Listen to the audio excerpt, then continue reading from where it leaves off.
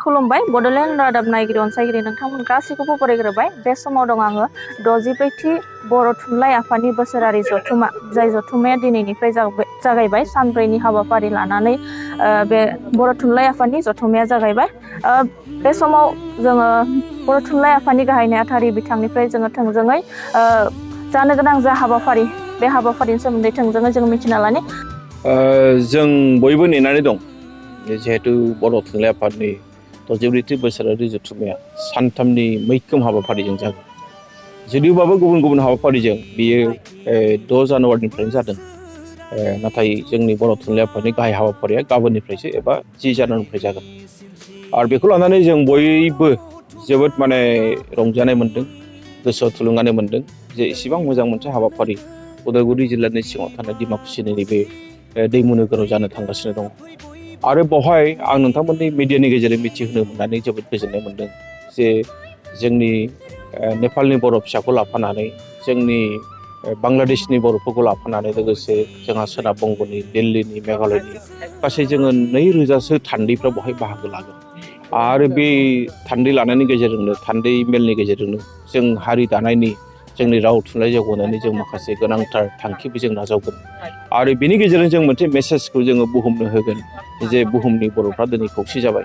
बे मेसेजखौ जों दिनै होनो हागोन। बेजों लोगोसेनो जोंनि रावा दिनै बेसेबां जौगाखो, जोंनि थुनलाइया बेसेबां जौगाखो, जोंहा मा बिथिङाव खहा दङ, मा बिथिङाव जोंहा मावनांगौ दङ, जोंनि इयुन जोलैनो जों मा होलांनो हागोन, बेफोर गासै बाथ्राखौ जोङो सानगोन, गोथौयैनो जों सावरायगोन, जों खामानि मावगोन बेनि थाखाय।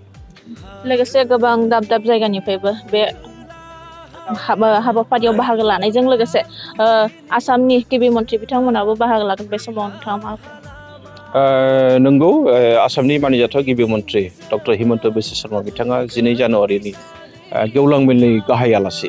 आरो बेजों लोगोसेनो बे गेवलां मेलनिनो मेल बेखेवगिरि हिसाबै जोंनि बिटिआरनि गाहाय प्रमद बर' सार बिथाङाबो बेवहाय बाहागो लागोन। जोंनि बर' थुनलाइ आफादनि माखासे दैदेनगिरिफोर बेवहाय बाहागो लागोन। आगुनि जोंहा बर' थुनलाइ आफादनि गाहाय नेहाथारि लेङाइ आफादगिरि माननिजाथाव मुस्रि गपिनाथ बरगयारी बिथाङा जोंनि गाहाय बुंथिगिरि। बेबायदिनो जोङो गोबां आलासिखौ बेवहाय जों नुदों। दुलाराय बर' फरायसा आफादनि माननिजाथाव आफादगिरि बिथाङा बेवहाय थागोन।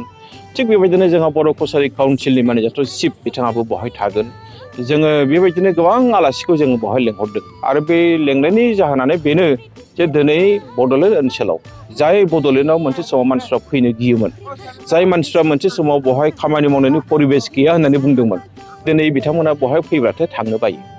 आरो जों दिनै बे मेसेजखौनो होनो थांदों जे बेल' नङा जे जोङो दिनै आसामनि बर'फोरखौ लाफानानै जोङो बुहुमनि बर'फ्रानो दिनैदि जोङो खौसे जानानै खामानि मावनो ओंखारदों, बे मेसेजखौ जों होगोन। आरो बिनि थाखाय आङो गिबियावनो साबायखर बावनांगोन नैबे 64थि बोसोरारि जथुम्माखौ बानजायनो लानाय बानजाय आफादनि माननिजाथाव आफादगिरि मुस्रि बिस्वजित दैमारि बिथांखौ जों साबायखर बावथारनांगोन। आरो बेजों लोगोसे साबायखर बावनांगोन बानजाय आफादनिनो मावफुं आफादगिरि मुस्रि दावबायसा बर', जोंहा EM बिटिआरनि, आरो लोगोसे बिथांमोननिनो गाहाय जायनाखि खामानि मावग्रा गाहाय लिंथुमगिरि जौस्रां बर' बिथांखौ जों साबायखर बावनांगोन। बिथांमोननि नारा नाथा नाजानाय, सान हर खामानि मावनायाव दिनै जोङो बेवहाय बर' थुनलाइ आफादनि मोनसे जारिमिनारि गोदान मोनसे जारिमिन जोङो सोरजिनो थांगासिनो दं।